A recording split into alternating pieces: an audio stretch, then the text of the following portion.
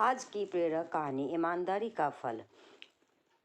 लखनऊ के रहने वाले अमन के टैक्सी में एक दिन एक कश्मीर का निवासी बैठा जिसे एयरपोर्ट से पहाड़गंज तक जाना था। अमन ने उसको पहाड़गंज छोड़ा, अपना किराया लिया और वापस टैक्सी स्टैंड की ओर चल पड़े। इसी बीच उनकी नज़र गाड़ी में पड़े एक बैग पर गई। बैग को देखकर अमन समझ गई कि यह उसी सवारी का बैग है जिसे कुछ ही समय पहले वह पहाड़गंज छोड़कर आए हैं। बैग को खोलकर देखा तो उसमें कुछ स्वर्ण आभूषण, एक एप्पल का लैपटॉप, एक कैमरा और कुछ नगद पैसे थे। सब कुछ मिला के लगभग 7 या 8 लाख का सामान था।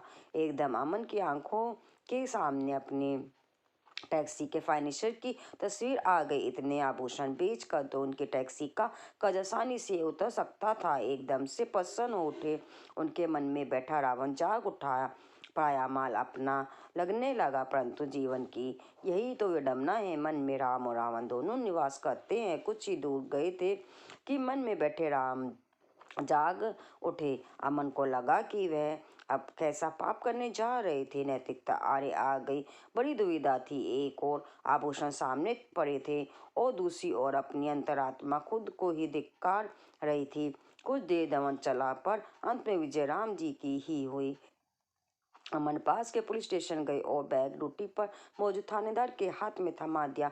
अब थानेदार कभी बैग में बड़े आभूषण देखे और कभी ड्राइवर का चेहरा देखे। थानेदार ने कहा कि तू अगर चाहता तो यह बैग लेकर भाग सकता था। अमन ने जवाब दिया, साहब हम गरीब हैं पर बेईमान नहीं हैं। थानेदार भी निशब्द हो गया। उसे लगा कि ड्राइवर सच में गरीब तो है किंतु ईमानदार है। खैर सवारी को उसका बैग सकुशल वापस मिल गया। अमन की ईमानदारी के इनाम के रूप में मालिक ने उससे कुछ रुपए देने की पेशकश की तो अमन ने साफ मना कर दिया। अब राम कृपा प्रारंभ हुई और थानेदार ने अमन की ईमानदारी की गाथा एक मीडियाकर्मी के आगे सुना दी। मीडियाकर्मी भी थानेदार की तरह प्रभावित हो गया। उसने इस ईमानदारी की खबर अखबार में छपने की ठान ली। वे अमन से मिला और उसका साक्षात्कार लेते हुए पूछा, अगर बैग में पड़े सामान की कीमत 8 लाख रुपए उसे मिल जाए तो वह क्या करेगा। अमन ने कहा कि पहले तो फाइनेंसर का कर्जा चुकाएगा और फिर अगर संभव हुआ तो एक टैक्सी खरीदेगा। रिपोर्टर ने कहा कि तेरे सर पर कर्ज है तो तू बैग लेकर भाग क्यों नहीं गया। अमन ने रिपोर्टर से भी यही कहा कि साहब हम गरीब हैं पर बेईमान नहीं हैं। थानेदार की तरह अब रिपोर्टर भी प्रभावित हुआ।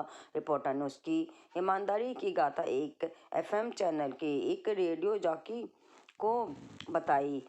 एफएम रेडियो के जरिए अमन की कहानी दिल्ली वासियों को सुना दी गई। साथ ही साथ दिल्ली वालों को अमन के कर्ज के विषय में भी बताया गया। इसी के साथ अमन का एक बैंक खाता नंबर भी दिया गया जिसमें धनराशि डालकर वही ईमानदार अमन का कर्जा उतारने में उसकी मदद कर सकते थे। केवल 2 घंटे बाद ही मात्र 120 मिनट में दिल्ली के ने अमन के खाते में 9 लाख रुपए डलवा दिए और 9 लाख रुपए मिल गए मात्र 2 दिन में। सबने अपनी हैसियत के हिसाब से पैसा दिया।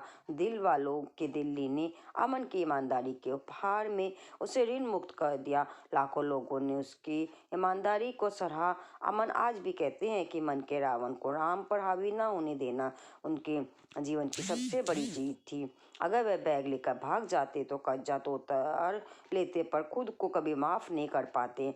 यह सच सिद्ध हो गया कि मन में बैठा रावण आज की व्यवस्था में हावी है, परंतु मन में बैठे राम आज भी दशानन का वध करने में सक्षम है। अच्छाई और बुराई में आज भी धागे पर भर का फैसला है। इस ओर गए तो राम और उस ओर गए तो रावण। गरीब ड्राइवर अमन ने दिल की सुनी और दिमाग के तर्क को नकार दिया। अपने हिंदू संस्कार से सिद्ध किया कि किसी और के परिश्रम से अर्जित धन को हड़पने से धन नहीं मिलता। ये थी आज की कहानी, ईमानदारी का फल।